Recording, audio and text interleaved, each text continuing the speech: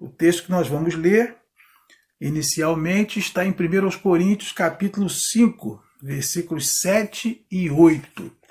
1 Coríntios, capítulo 5, versículos 7 e 8. Diz assim: lançai fora o velho fermento, para que sejais nova massa, como sois de fato sem fermento. Pois também Cristo, nosso Cordeiro Pascal, foi imolado.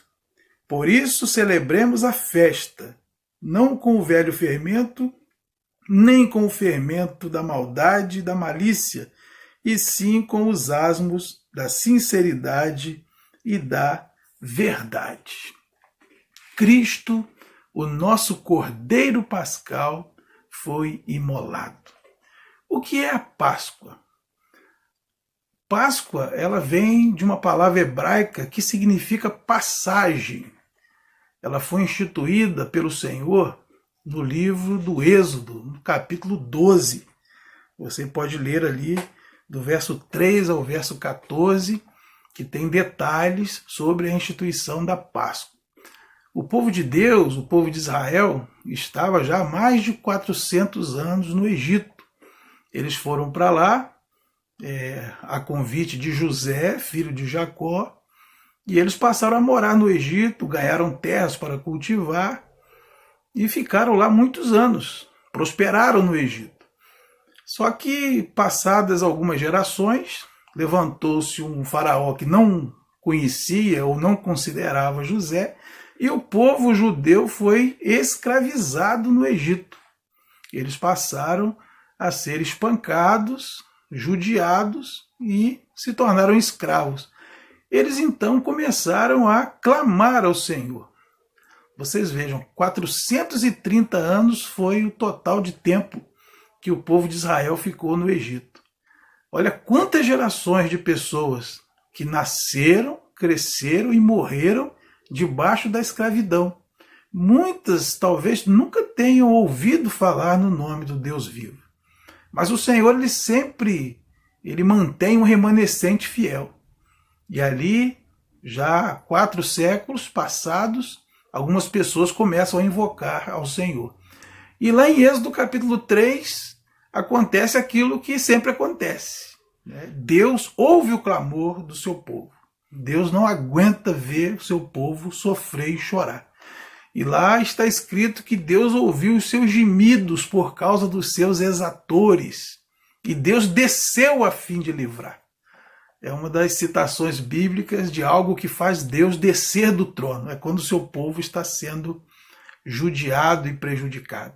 Deus então levanta Moisés, e que se faz acompanhar por Arão, e eles vão até o faraó para pedir a libertação do povo. E a Bíblia diz que Faraó se endureceu. E então vieram as pragas. Foram 9 pragas até o momento da instituição da Páscoa. E em todas essas pragas, Deus livrou o seu povo. Passadas as 9 pragas, sem que Faraó atendesse à determinação de Deus, Deus anuncia então a 10ª praga, que seria a morte dos primogênitos.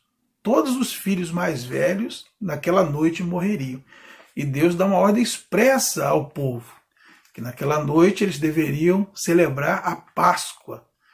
Deveria se matar um cordeiro, o povo de Deus deveria aspergir nos umbrais das portas o sangue do cordeiro, e quando o anjo da morte passasse, vendo aquele sangue aspergido nos umbrais das portas, ele passaria e não haveria a matança naquela casa. A Páscoa aponta para Jesus.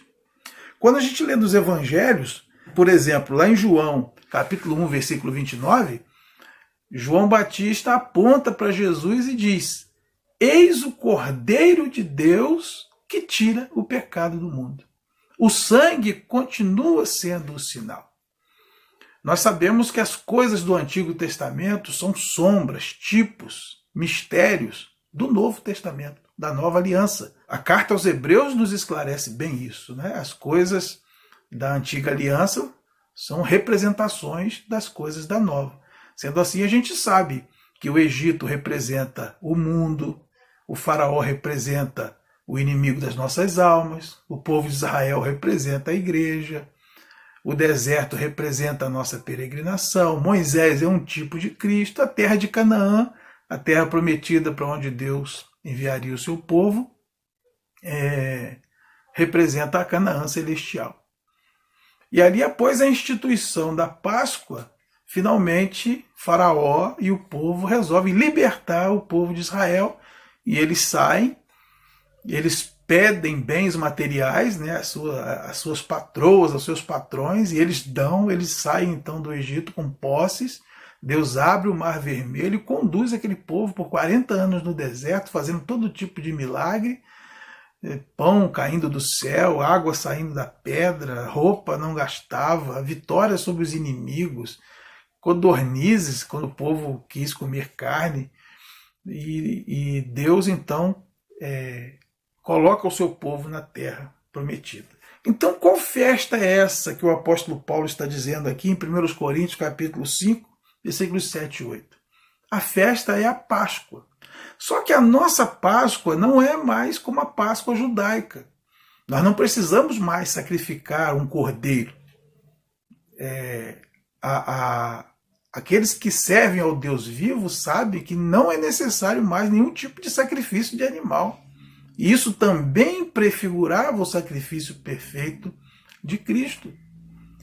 Isso fica claro lá em Lucas, no capítulo 22, versículos 7 a 20, quando Jesus celebra a última ceia. Ele chama os seus discípulos e diz: eu quero comemorar com vocês a Páscoa. E como é que ele comemora a Páscoa com seus discípulos? Ele reparte o pão e o vinho. O pão representa o seu corpo e o vinho representa o seu sangue. Portanto, a nossa festa, a nossa Páscoa, não é mais com sacrifício de um animal e o derramar do seu sangue, nem o aspergir do seu sangue numa porta ou em qualquer outro lugar. A nossa redenção hoje, o nosso livramento hoje está em o nome de Jesus e no sangue dele derramado ali na cruz do Calvário. Então, nós devemos celebrar a festa, celebrar a Páscoa, a festa da passagem. Eu e você já passamos da escravidão para a liberdade. Nós também já passamos do império das trevas para o reino de luz. Nós já passamos da velha criatura para a nova criatura. Andamos em novidade de vida, porque as misericórdias do Senhor se renovam a cada manhã. Nós já passamos da morte para a vida. Então, é a Páscoa. Por que nós, nessa dispensação do Novo Testamento, não precisamos mais celebrar nenhuma festa do Antigo Testamento? Porque elas são todas simbólicas. Se você observar, a festa da Páscoa representa a morte e a ressurreição de Cristo. Não faz sentido mais comemorar o símbolo se o real já aconteceu. E hoje a nossa Páscoa é a Santa Ceia. Ela é comemorada com pão e vinho, conforme o Senhor nos instruiu. A festa dos tabernáculos se cumpriu com o nascimento de Cristo. É o Emanuel, o Deus conosco. Deus veio tabernacular entre nós. E é incrível que Jesus nasceu exatamente na época da festa dos tabernáculos. A festa da colheita, a festa do Pentecoste, se cumpriu quando o Espírito Santo desceu para ficar na vida do crente, na vida da igreja, conforme Atos capítulo 2. Então a Páscoa representa isso, essa obra de Deus por meio de Cristo em nossas vidas. E, irmãos, o que de pior pode acontecer conosco nesse mundo? O pior que pode me acontecer nesse mundo é eu morrer. Se eu morrer, o que acontece? O último inimigo já foi vencido. A vida eterna começa no dia que nós recebemos a Cristo. Ela vence a morte, de maneira que quando nós fechamos os olhos para esse mundo, nós abrimos na eternidade. Então, aqui nós estamos com Deus e já estamos vivendo o céu. Quem vive com Deus vive uma paz sobrenatural, uma segurança sobrenatural, um amor sobrenatural. Não dá para explicar. Porque a única coisa que pode acontecer é deixarmos de andar com Deus aqui para andarmos na eternidade. Será que nós de fato cremos na Páscoa? Cremos que Jesus venceu a morte quando ele ressuscitou ali? Se nós cremos, irmãos, celebremos a festa. Só que Paulo orienta, tem que celebrar a festa com pão asmo, um pão sem fermento. O fermento representa o pecado. E um pouco de fermento leveda toda a massa. Esse texto aqui é um dos muitos textos na Bíblia que dizem que para Deus não tem a menor diferença de pecado, pecadinho e pecadão. Deus é muito santo para tolerar um pouquinho de pecado que seja. Então nossa única esperança é correr para Cristo e confiar na justiça dele. Porque se nós tropeçarmos em um itemzinho da lei, tropeçamos nela toda. Então nós precisamos crer que o fim da lei é Cristo para a justiça de todo aquele que crê. Ele fez tudo por nós e ele, com esse sacrifício substitutivo, garantiu para nós o direito de passarmos a eternidade ao lado de Deus. Percebe, irmãos, que coisas grandiosas Deus tem preparado para nós? Percebe a grandiosidade da Páscoa? Não há motivo para ter medo. Na Bíblia está escrito: não temas 366 vezes. É como se Deus todo dia dissesse para nós: não temas. Não temas porque a Páscoa já aconteceu. O pior que poderia acontecer conosco já está resolvido, já está vencido por Cristo ali na cruz. Então celebremos a Páscoa sem pecado. Um pouquinho de pecado põe tudo a perder. Um pouquinho de fermento leveda toda a massa. O segredo da vida cristã é a confissão instantânea. A Bíblia diz que se alguém diz que não peca, é mentiroso. Todos pecam.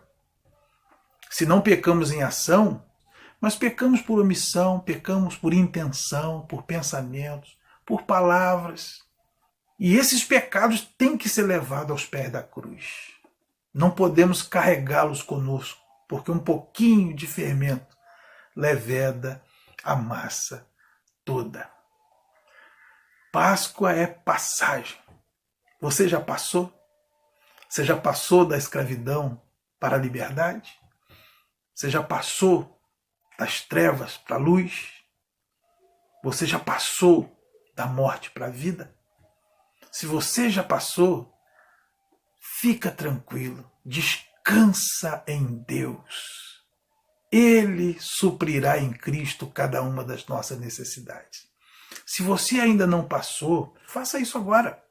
Não tem mistério. Se com a tua boca confessares a Jesus como Senhor e no teu coração creres que Deus o ressuscitou dentre os mortos, serás salvo.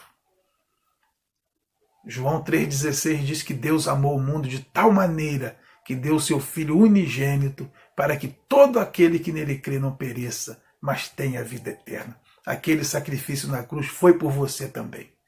Não há pecado maior do que aquele sacrifício. Tudo foi pago. Quando Jesus morreu, um pouco antes ele disse: está pago, tetelestai, está consumado. Escrevendo aos Colossenses, no capítulo 2, Paulo diz que ali na cruz Cristo rasgou o escrito de dívida que era contra nós. Romanos capítulo 8, versículo 1 diz: nenhuma condenação há para os que estão em Cristo Jesus. Você também tem direito à Páscoa. Saia desse lugar que você está. Saia do Egito, saia das mãos do faraó, do inimigo. Venha cruzar o Mar Vermelho. Venha peregrinar conosco nesse deserto, porque ao final nós entraremos na terra prometida, porque o Deus que fez a promessa é fiel. Que Deus abençoe a tua vida,